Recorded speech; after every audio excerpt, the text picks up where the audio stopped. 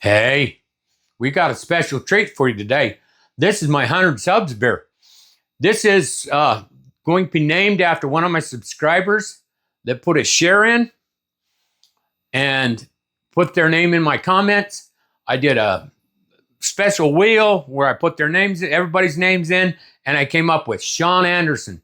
And this is going to be his beer. If you want to find out more about it, get past the intro here and we'll tell you about it.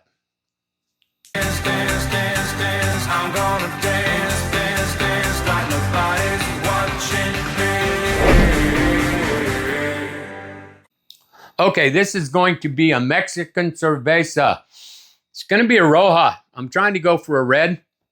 See if I can get that little bit of maltiness with this. Nice summertime beer, guys. That's where I'm going. As you can see, it's pretty warm right here right now in North Alabama. So I'm going to try and nice crispy with just a little bit of some sweetness, a little roastiness. Not very much roastiness. So here, this one's for you, Mr. Shawn. For this beer, normally I do 7 gallons. For this one, I want to do 8 because I'm going to take a gallon of it and I'm going to reduce it down so that I can send it off to my son so he can try this beer out too. So it's going to be 8 gallons in the 7 gallons fermenter. 1 gallon is going to be pulled for an experiment. My water profile that I'm trying to get to is a amber balance profile. And so for that profile, I want 40 on the calcium, 0 magnesium, 7 on the niacin, 44 on the chlorides, 37 on the sulfites, and 17 on the hydrochlorides. That's where I'm trying to get to. To do that, I want to add 1 gram of baking soda, 3.8 grams of calcium chloride, 2.8 grams of gypsum, and I might need to add some lactic acid to this. And the reason being is this is going to, I'm going with some roasted stuff, and it might kick the pH up. So I want to start about 5.3, 5.4 in there somewhere. Give me just a little bit of sweetened.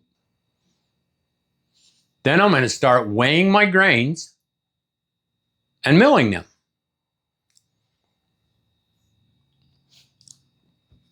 I'm going kind of traditional on this because this is historically, Vienna was the style that the Mexicans, the Austrians, and the Germans brought over with them and inserted into Mexico, and that's the beer style that. So I'm trying to go back to that historic style. I really like these historic beers, guys. And Mexican lager came from the Germans and Austrians. So I'm going to put in 8 pounds of a 6-row. 6-row was more what they had back in that time. I think it's a little sweeter too than our 2-row.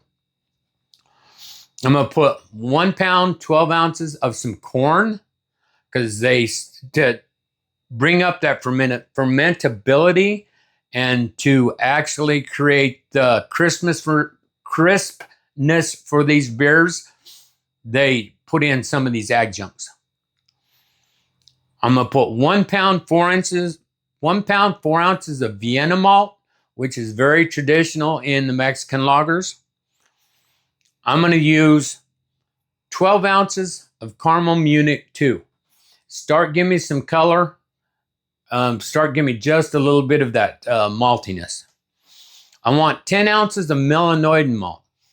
This is to mimic the decoction, and it also will give me some of them caramel flavors. Now they didn't have a lot of the stuff we have today, so they had to come up with these methods, which decoction was very traditional back then to get the best production from your grains. And then I'm going to use 6 ounces of Cararoma. And that's to give me just a little more color and to give me just a touch of candiness, just a touch of sweetness right at the end. It's not very much. All that numbers will be on the side here somewhere, guys. You'll be able to see what I've got. I also have, right down there somewhere, I'll have the recipe and link to Brewfather. I brought my mash water up to a strike temp of 155 degrees, because I want to mash this one right around 150, 149, 151. I'm going to do a 60-minute mash there. Hold it right there around 60 minutes, and that's when I'll do all my conversions and stuff. And then I'm going to bring it up to 169 degrees for 15 minutes. Because of the adjuncts, because of the corns in this one, guys, I want to get the best drain I can to get the best mash efficiency. So I'm gonna bring it up and do a mash out. Once I get to my original gravity, which I may have to add a little water, add a little whatever I need to do, then I will boil down to where I get to the proper volume. That's going to be where I start my boil. For the boil on this, right at 60 minutes, I'm going to use a 1/4 ounce of Hallertau Magnum. That's going to be my bitterness. It's going to give me 8.8 IBUs. And the reason I went kind of mild on that, I don't want this to be super bitter. It's not an IPA, guys. It's a Mexican lager. I just want to have just that little bit to compensate for the sweetness. When I get to 15 minutes from the end of my boil, I'm going to add 1 ounce of Hallertau Mittelfrüh. And I'm also going to add 1 ounce of Saaz. This is going to give me some of that European flavors that would have came over with the traditional Vienna lager. I'm also going to add a Whirlfloc tablet, and I'm going to add some yeast nutrient to help our friends that are going to turn this into beer. Just, man, they need the help. They work hard.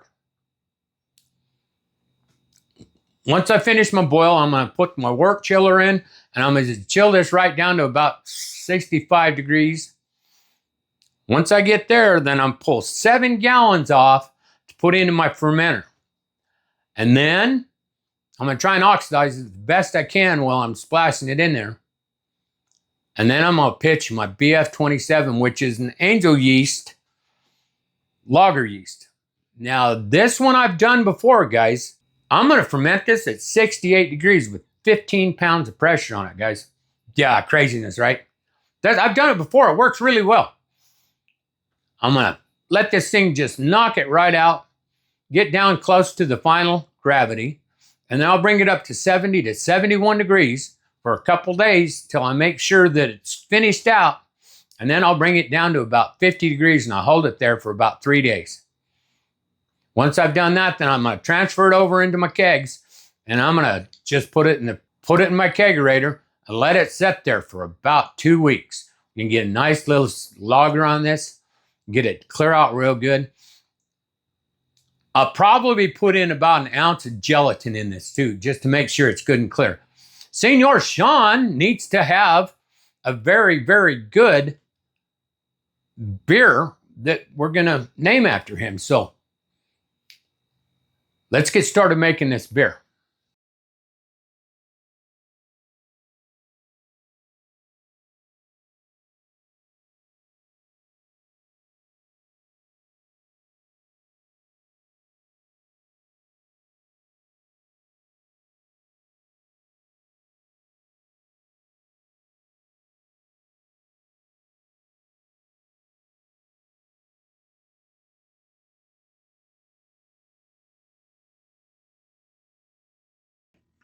Okay, here we are right at the end, guys.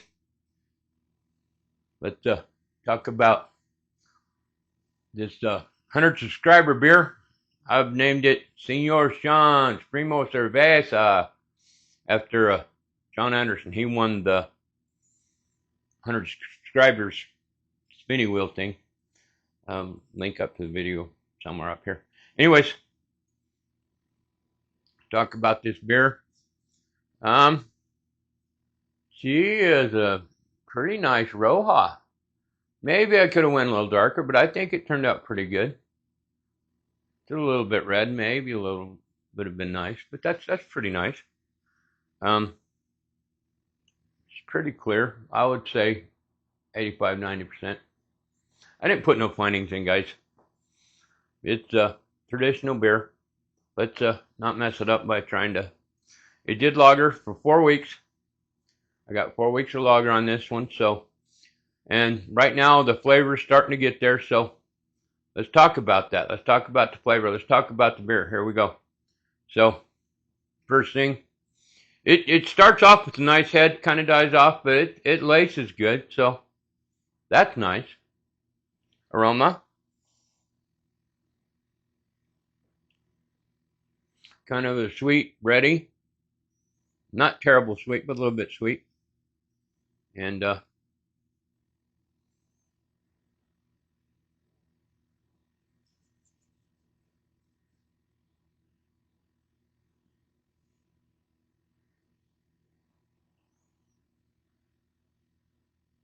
it tastes like a Vienna lager. It smells like a Vienna lager. It smells, just about right.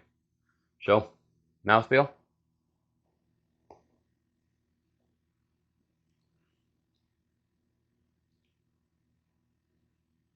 Medium. It's staying there. It's not real sticky like some kind of other beers, but it's not crisp like it is. Got some crisp with the carbonation and everything. It kind of clears, but it stays with you. So now flavor.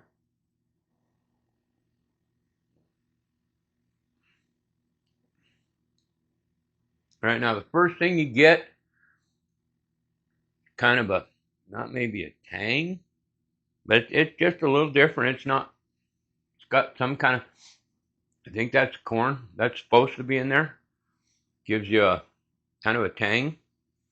And I've heard that as a descriptor for a lot of corn adjunct beers is they got kind of a tang to them. And this one's got a little tang. I don't get a lot of malt. I get just some tang. And then right behind that I get, I don't know if you guys know what just a beer tastes like. That's what I get. This tastes like a beer with and there we go.